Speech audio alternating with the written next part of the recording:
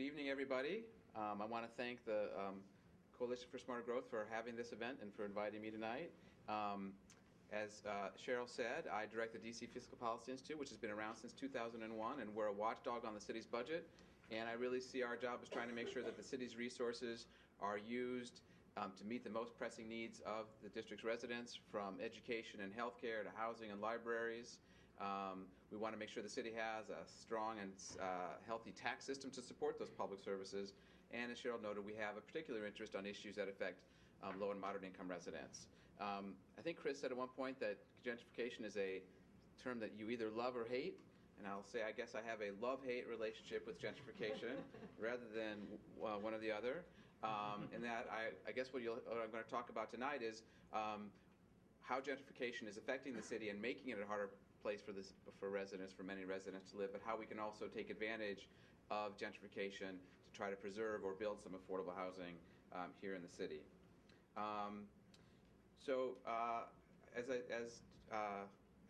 As I noted, I am concerned that the rising land values and rising housing costs in the city are making it hard for more residents to live here.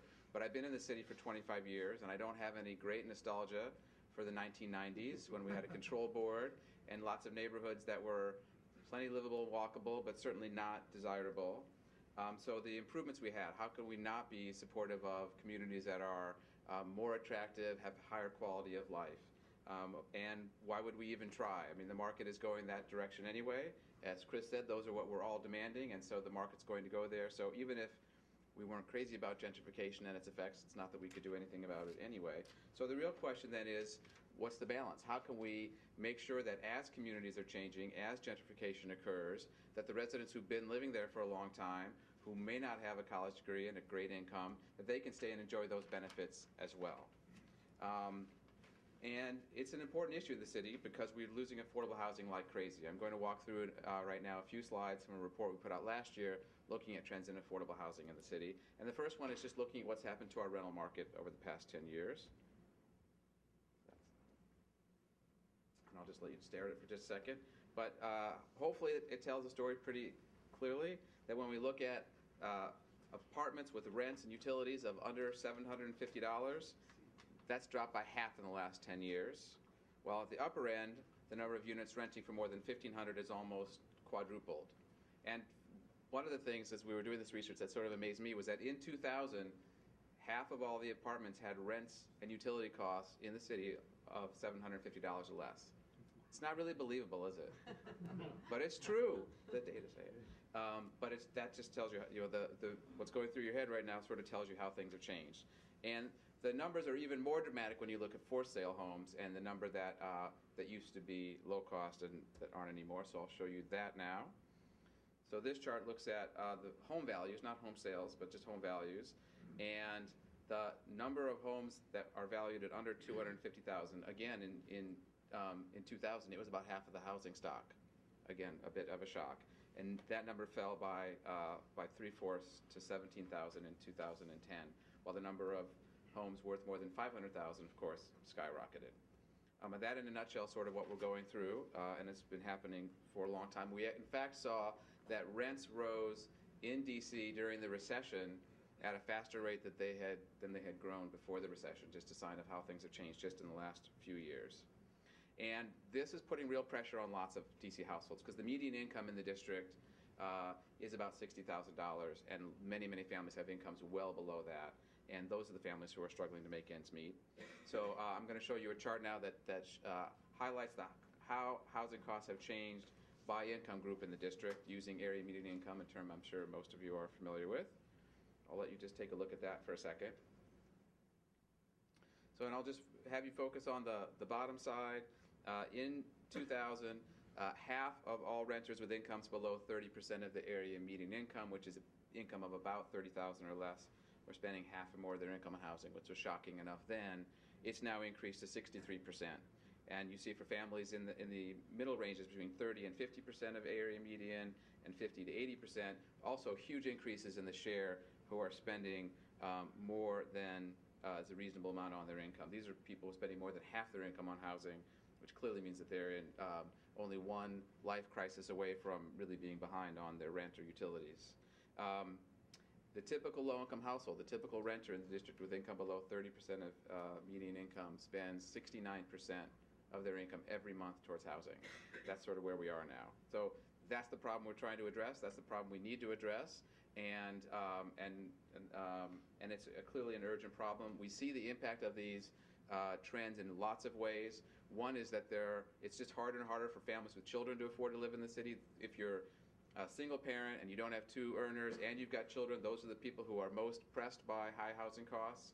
And we know that over the past 10 years, the number of families with children in the city has dropped dramatically. We went from 114,000 kids 10 years ago to about 101,000 now. If you look in neighborhoods in the core of the city, the number of children has dropped by about 20%. And if you thought that those were just families moving out of gentrifying areas to more far-lying areas in the city, that's not the case. Throughout the poorer neighborhoods in the city, 5, 7, and 8, almost every neighborhood lost children in the last decade as well, which means really families are leaving the city because they can't afford to live here. They're paying the cost of sprawl that Chris talked about because they may be having more affordable housing, but of course have other challenges, transportation and others, employment, et cetera.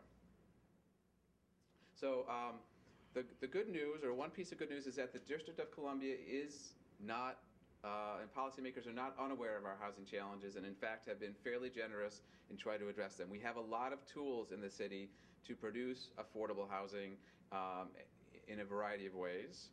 We have a local version of a Section 8 program called Local Rent Supplement. We have a substantial housing production trust fund. Tenants in the city have the right to buy their building when their landlord is ready to sell, assuming that they have the financial and legal capacity to do so. We've adopted inclusionary zoning, which still has not yet met its potential, of course. But we have a lot of tools to make sure that there's affordable housing. But they all cost money. A lot of the things that Chris talked about, including the last one, value capture, really come down to money. We can only regulate through inclusionary zoning and other tools so far to produce affordable housing. We're not going to have enough affordable housing unless communities put in public resources to bridge the gap between what housing costs, what the land values are worth, and what it costs to build housing, and what incomes families have.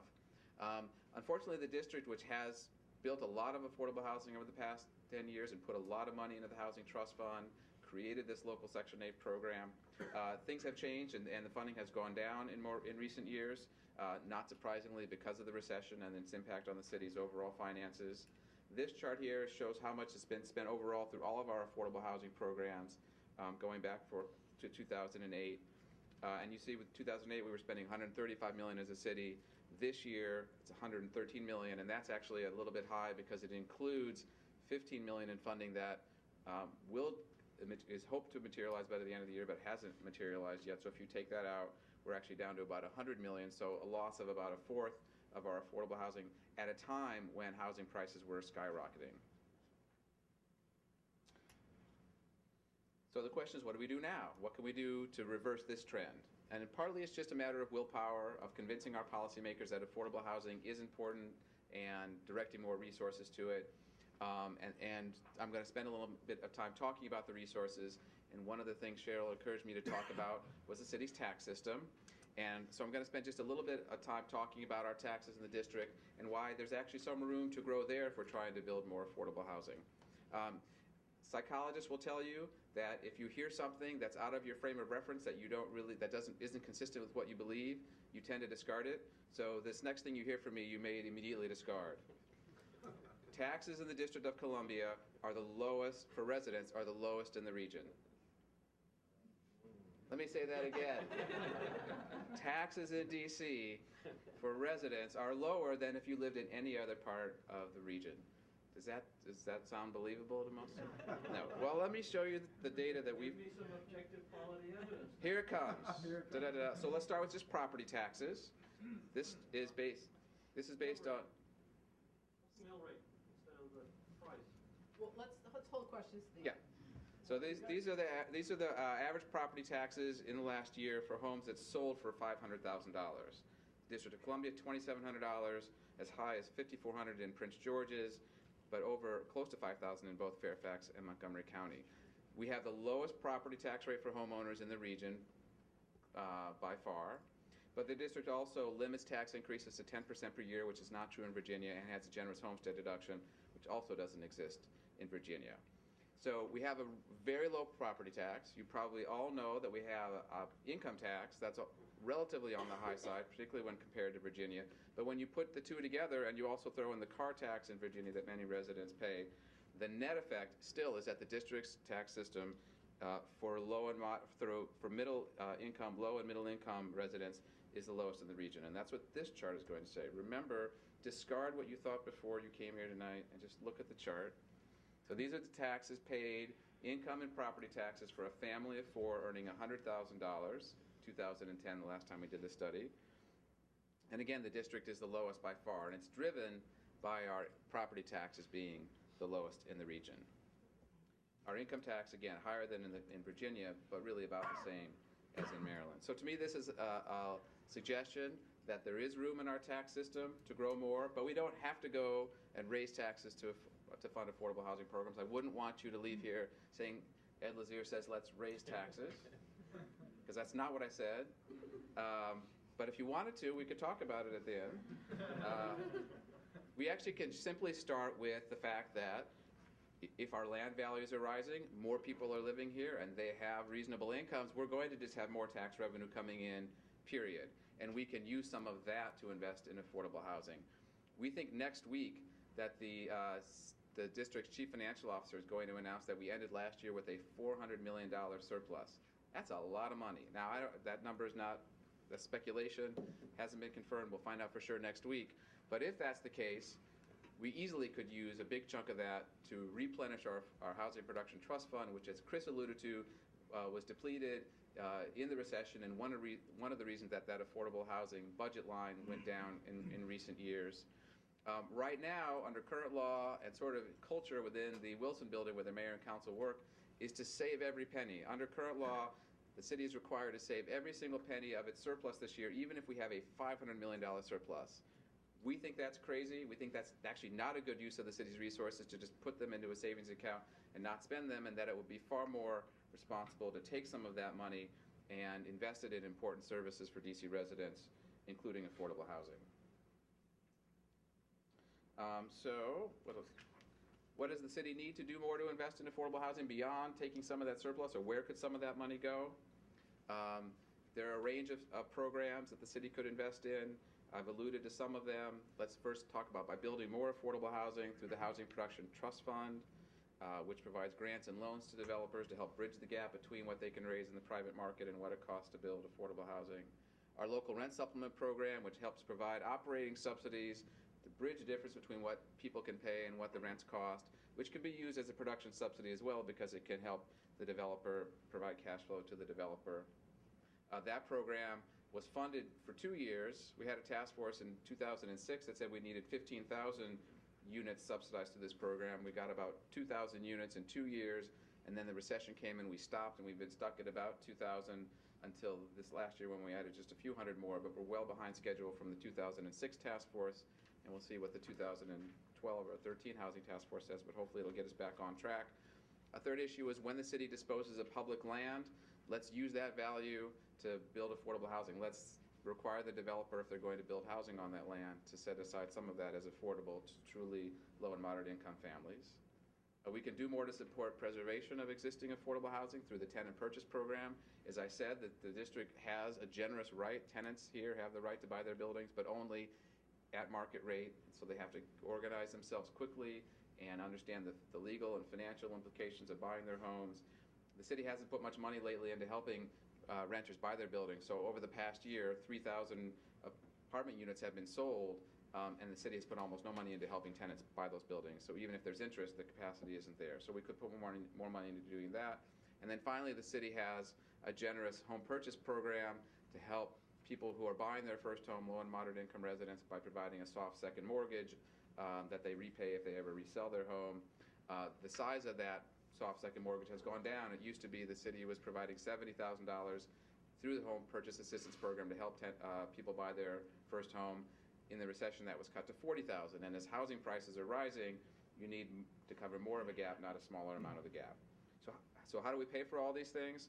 Well, one is, again, let's just tap more of the existing revenue flow that the city has to fund some of these programs. We don't have to even think about raising revenues to do that. But we could. We could raise taxes in a targeted way to produce more affordable housing or to invest in affordable housing and other important needs. As I noted earlier, we for sure should take part of our surplus and reinvest that in lots of ways in making the cities better and improving the quality of life. And I agree with Chris that we should also look at some sort of value capture. If we know that we're going to be increasing land values or if housing prices are going to go up, any place where a streetcar is going in, for example, we know that through public investment we're increasing land values. We could make a conscious policy to say some portion of any increment in the land value that occurs after some date and the revenues, the property tax revenues that derive from that should be poured into a fund to preserve affordable housing in those communities so that when the streetcar is fully built out and the cars are actually on the lines, that the people who are benefiting from them are not just new residents but existing residents as well.